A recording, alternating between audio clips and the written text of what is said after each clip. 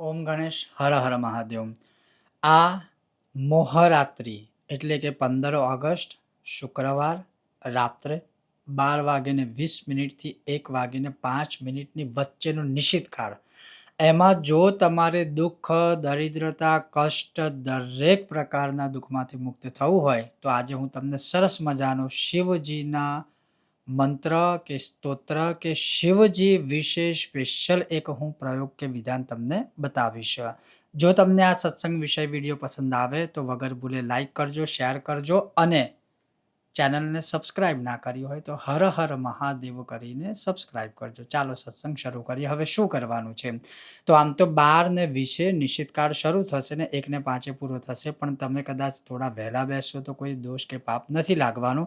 તો લગભગ માનીને ચાલો કે આપણે 12 વાગે શિવજીની આગળ કે ઘરમાં શિવલિંગ છે એમની આગળ સરસ બેસી જવાનું. ગાય માતાના ઘીનો એક દીવો કરજો અને બની શકે તો એક તલના તેલનો પણ તમે ચાહો તો દીવો કરી શકો કે સરસવના તેલનો, જેવી તમારી ઈચ્છા, અથવા ગાય માતાના ઘીનો તો દીવો કરજો જ.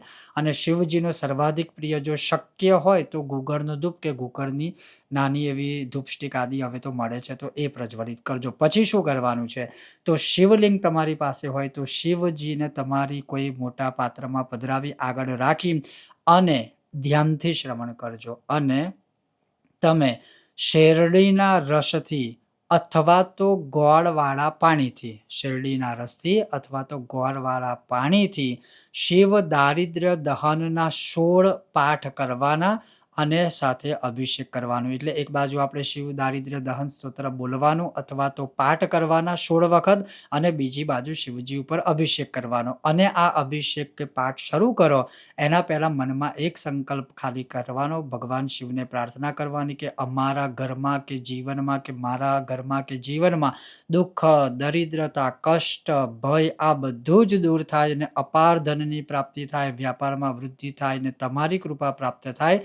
એટલે આજે હું આ અભિષેક કરી રહ્યો છું અથવા કરી રહી છું, તમે એનો સ્વીકાર કરજો. આ રીતે પહેલા સંકલ્પ લેજો ને પછી અભિષેક શરૂ કરજો.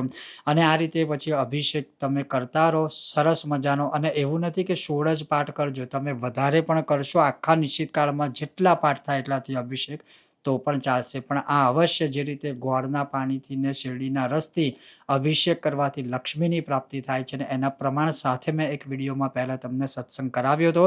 તો આ રાત્રિએ આ અભિષેક આદિ અવશ્ય કરજો. પછી અભિષેક કરેલું ગોળનું પાણી અથવા તો શેરડીનો રસ છે એ સવારે તમે કોઈ પવિત્ર જગ્યાએ વિસર્જિત કરી દેજો. પણ હા, જ્યારે તમે રાત્રે અભિષેક થઈ જાય શિવજીનો એના પછી શિવલિંગને સરસ શુદ્ધ વસ્ત્રથી શુદ્ધ જળથી સ્નાન કરાવી સરસ ભગવાનને સાફ કરી ચોખ્ખા કપડાથી ને પાછા એમને એમના સ્થાને સરસ ભસ્મ, ચંદન આદિ લેપન કરીને પાછા વિરાજિત કરી દેજો. આ અવશ્ય તમે કરીને જોજો. શિવ કૃપા પ્રાપ્ત ના થાય તો અવશ્ય મને કહેજો. પછી તમારે શું થશે કે એ જે દારિદ્ર્ય દહન જે સ્તોત્ર છે ને એ સિદ્ધ પણ થઈ જશે એ નિશ્ચિત કાળમાં. પછી તમારે રોજ એક પાઠ કરવાનો. તમે 3 મહિના આ વસ્તુ કરી જોજો, તમારા જીવનમાં અવશ્ય પરિવર્તન આવશે. અને આ શિવ ઉપાસના, શિવ સાધકો માટે, શિવ કૃપા પ્રાપ્તિ માટે, દુઃખ દરિદ્રતા નિવારણ માટે અમોઘ આ મોહરાત્રિનો એક વિશેષ પ્રયોગ છે. ઓમ ગણેશ હર હર મહાદેવ.